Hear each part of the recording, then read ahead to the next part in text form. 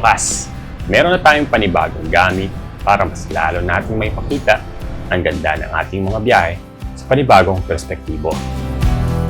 Sa totoo lang, inaantay natin ang pagkakataong ito. Kung nakasubaybay ka sa aming mga adventures, ay siguro napansin nyo ang aming pagkamangha sa mga tanawin at kuha sa himpapawid na ating nakukuhanan gamit ang ating drone.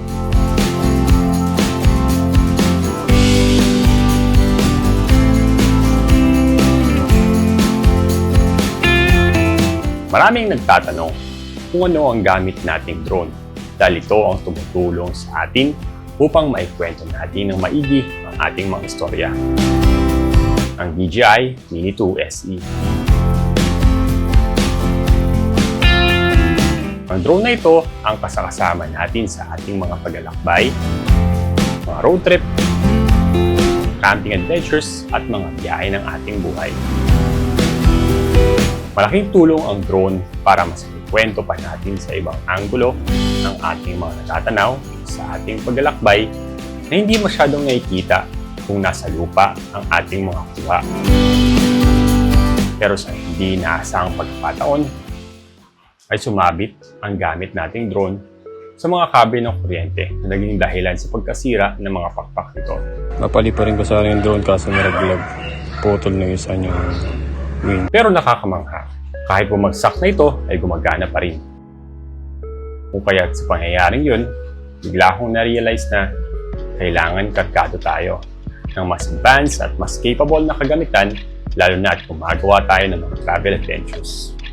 Nag-evolve pa rin ang teknolohiya at kailangan din nating makisabay para mas mabuti nating maikwento ang ating mga paglalakbay. So, nung una kong nalaman at nakita ang DJI Avata 360, agad ako namangha at nangarap na magkaroon ito dahil sa dami ng mga posibilidad na pwedeng magawa dito.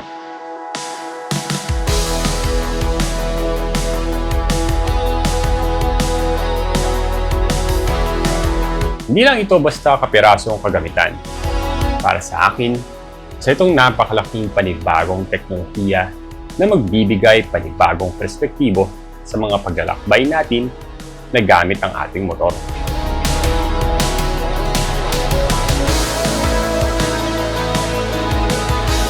Isipin mo, bumabiyahe tayo sa mga kalsada ng kabundukan, kita ang kabuuan ng napakalawak na mga anyong katubigan,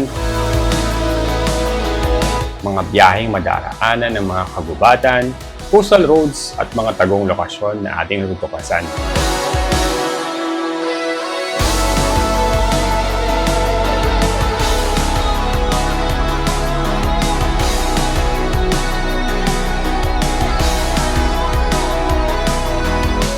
Ito yung mga eksenang gusto nating maranasan at madokumento. Hindi lang sa mga makabagong features ang nagpapa-excite sa akin dito sa DJI Avata 360, kung hindi ang mga posibilidad ng mas mapaganda pa at mas maging kapanapanabik pa ng mga kwentong ating ibinabahagi. Bawat lugar at magagandang lokasyon na ating natupuntahan ay may kanya-kanyang kagandahang itinatangi. At ang drone na ito ay nagbibigay ng malawak at malikhaing posibilidad na mahirap o imposible nating magawa dati. Napakalupit ng drone na ito. Napakalupit ng DJI Avata 360 at mas lalo akong na-excite dahil dito.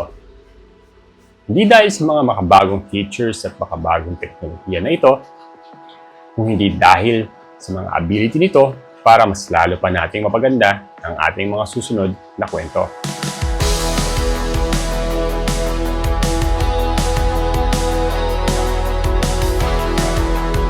Isa sa mga nakapukaw ng aking atensyon ay ang pagkakaroon ng 360 vision ng camera nito.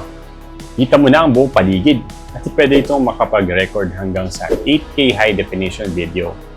Napakalinaw.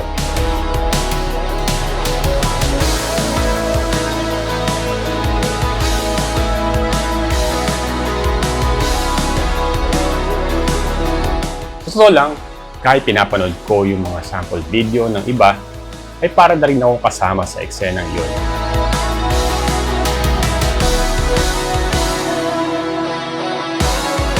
pero sa panibagong perspektibo.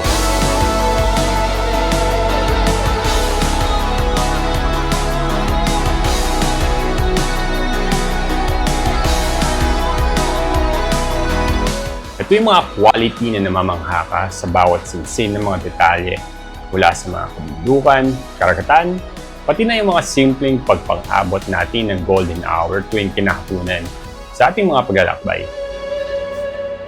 At nagpamangha rin sa akin dito ay ang automatic tracking capability ng drone na ito. Isipin mo, habang dumadaan tayo sa mapunong kabundukan, ay nakukuhanan natin ang lahat ng posibleng magagandang anggulo. Yun yung mga gusto nating makunan para sa mga magagandang perspektibo na pwede nating maisama sa ating mga kwento.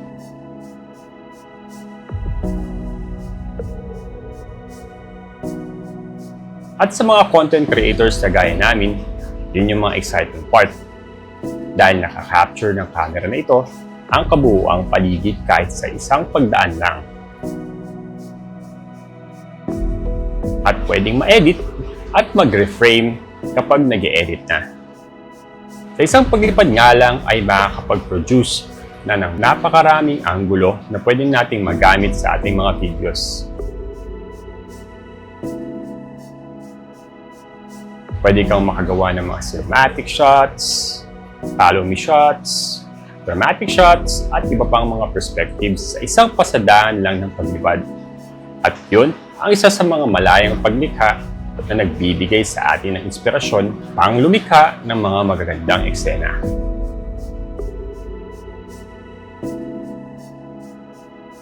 At kung gusto natin ng mabilisang shots para ma-share sa Facebook, TikTok, Instagram, at kung saan pa, ay kayang-kaya at hindi na natin kailangang ulitin pa ang mga nakaligtaan na nating mga magagandang kuha. Para sa mga travel content creator ay napakalaking tulong ito. Para sa akin, ang DJI Avata 360 ay hindi lang basta drone.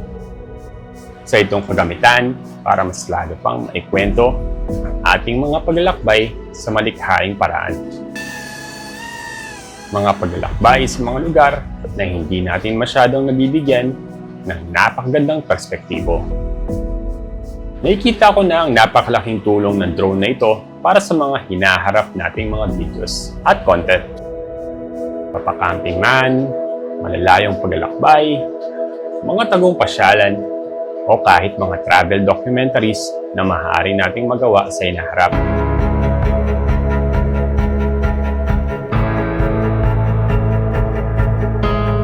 Ba talaga nagagawa nang nakikita natin ng kabuuan ang ating mga napupuntahan gamit ang drone.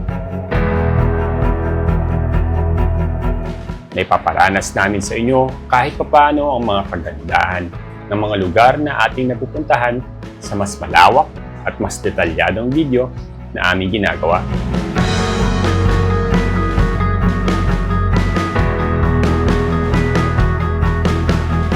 At para sa amin, yun ang pinakamahalaga.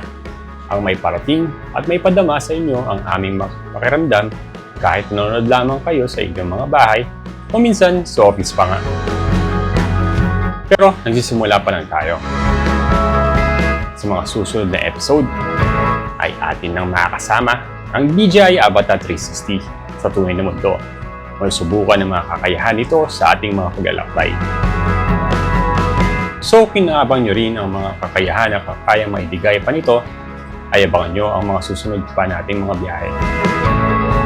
Dahil ang mga susunod na episodes, ay mas lalo pa nating may papakita ang kagandahan ng mga lugar na napupuntahan natin dito sa Pilipinas.